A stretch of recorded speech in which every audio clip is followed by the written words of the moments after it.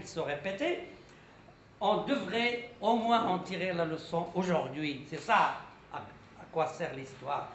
En tirer la leçon aujourd'hui. Si aujourd'hui le monde va vers l'anglais, il y a 1000 ans, le monde de ce monde méditerranéen allait vers la langue arabe.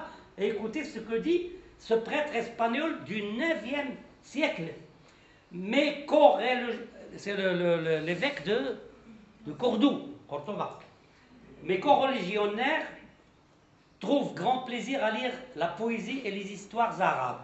Ils s'adonnent aussi à l'étude des doctrines et de la philosophie musulmane, non dans le but de les contester, c'est le prêtre qui parle, non dans le but de les contester et de les combattre, mais bien au contraire pour acquérir la langue arabe et l'utiliser correctement. Les plus doués des jeunes chrétiens ne connaissent de nos jours que la littérature et la langue arabe. Ils dépensent des sommes considérables pour en acquérir les œuvres.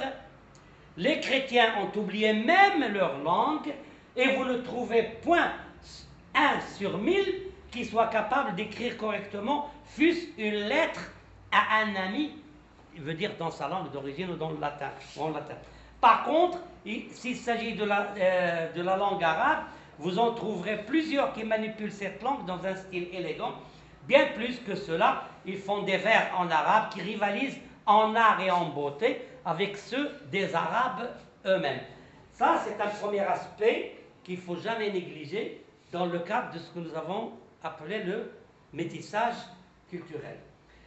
Les routes de l'Andalousie actuelle, pas l'Andalous prima, l'Andalousie actuelle est balisée. Ça veut dire qu'il y a des panneaux en béton de 2 mètres de hauteur sur 1,20 m de largeur sur les autoroutes qui indiquent la route de Mu'tamid Ibn Abbad, la route d'Ibn Battuta, la route d'Ibn Khatib, la route des Almoravides, la route des Almohades, qui part toujours de Grenade vers une direction donnée.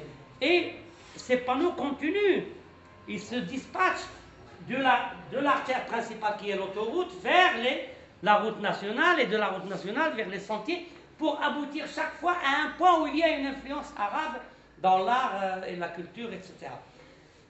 Guillaume Naft Aquitaine a écrit un poème. Et ce poème se terminait par 4 vers.